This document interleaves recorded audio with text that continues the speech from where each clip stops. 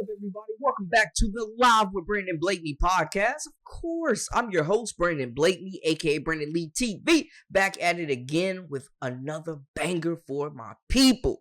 Y'all know the vibes, man. Kick back, relax, and come take a ride with me. You are now locked into the Live with Brandon Blakeney podcast. Here is your host, Brandon Blakeney.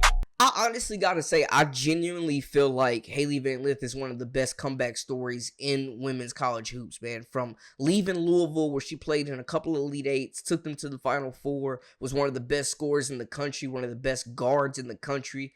Bet on herself, took a chance, moved to LSU to learn from one of the best point guards in college history, to learn a system to play in a tougher conference, and it didn't really work out as planned, but I think she went through some growing pains and she learned. But how vulnerable she's been about her journey, man, I just have nothing but respect. Exposed to the media and social media at such a young age, I really struggled with mental health things.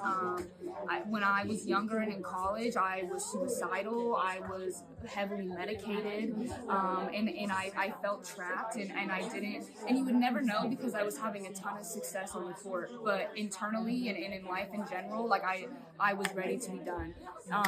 And so that's what I mean when I speak on suffering and pain. It's like I didn't even want to live. So like to come from that to this is incredible. And like I've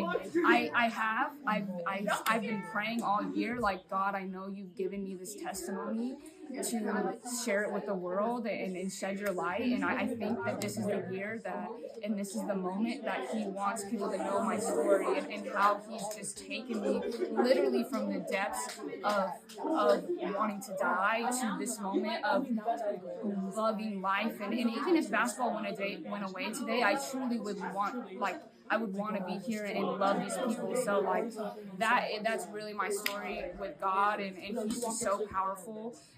That's what I mean when I say that he's delivered me from literally the worst suffering ever. Value, exactly. How have you learned to value the journey over the results more? Yeah, you know, it started with Kobe.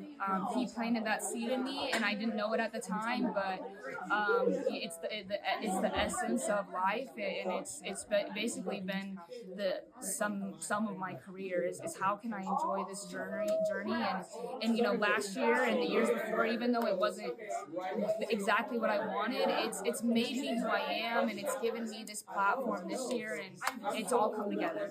We have to remember these players, these young college athletes are people at the end of the day. They have feelings, and yeah, you can say you don't read social media and the comments don't bother you, but I mean, we're human, and when you're going through a situation where your life is being broadcasted step by step, day by day on live television, your struggles are being screamed out, your success is being whispered, shout out to Drake, like, it takes a toll on you, man, and Hailey Van Lith was getting cooked so bad on social media, and even when she was having success at Louisville, we see that, you know, you never truly know what's going on in somebody's head, and it seems like she has found her redemption tour, her revenge season, her salvation, obviously through the Lord and through TCU, man, and Coach Campbell and this group and this university and this state that have welcomed her with open arms and provided a soft landing spot after a very disappointing year last season, man. She bet on herself, went to a last chance you situation, and she completely dominated, bro. Like, straight up, newcomer of the year, Big 12 player of the year, regular season conference championship, Big 12 tournament championship. Like, Hailey Van Lith completely shut every doubter she had up and proved them wrong by putting in the work and getting results on the court, man. She's been incredible all year. One of the best lead guards in the country, and I think, man, she's definitely a draftable WNBA player. And even what we just saw her playing her old team, man. Now, there was no bad blood. There's a lot of respect there from that coaching staff and that team and Hailey Van Lith. But it's still the storylines. You know, if they would have got put out by Louisville, we would have never heard the end of it. She comes out, has a double-double, grabs 5 rebounds as well, orchestrates the offense, and really leads TCU in a big matchup, man, that had to be emotional. It had to be emotional, man, playing against a team that you played for 3 years, that you put blood, sweat, and tears onto that court, that you really left a legacy, a lasting impact, one of the most polarizing players in women's college hoops, one of the most talked about, praised, criticized, whatever you want to say.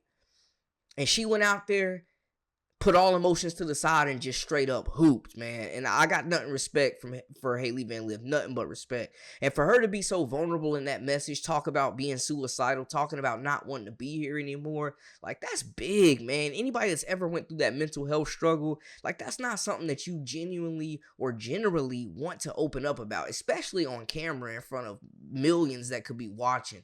And that's including TV and social media, man. So for her to show that vulnerability, I think it shows growth, and it's just much respect to her. And I love that she mentioned Kobe as well, who had a big impact on her, man, who was making waves in the women's game, who was pouring into these young players, that took time to really give out some free game. And we know she was one of the prodigies that came up under Kobe, man, a little bit. So I love to see the flowers. I love to see that, you know, she's not afraid to talk about her religion and the strength and the struggles that she went through that made her a better person and a better player, that prepared her for this revenge season she's going through, man. And we're seeing them going through to the Sweet 16, Madison Connor, Sedona Prince. Like, this is a very veteran group that is doing something unprecedented in TCU basketball history, man. But Hailey Van Lith, I think, has definitely been one of the best comeback stories in all of sports, not just women's basketball. And I'm rooting for her. I hope she continues to prove the haters wrong.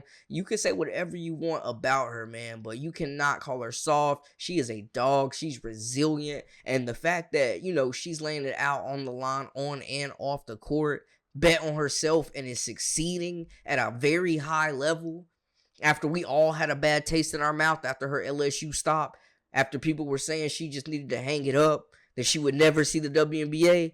Man, I love a comeback story. And Hailey Van Lith, man, she's not somebody I'm willing to bet against personally.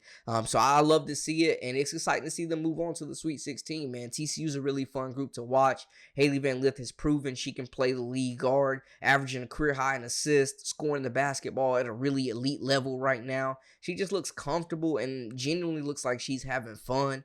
Salute to her, man, for just being vulnerable and really open up, because her testimony, her story could absolutely save somebody else. And it just shows you, truthfully, people, you never really know what's going on with somebody else and what's in their mind and what's in their mental and what they're dealing with, because we're all fighting battles, man. We're all fighting battles that people don't know about. So everybody out there, keep fighting, keep pushing, and keep striving for greatness, man.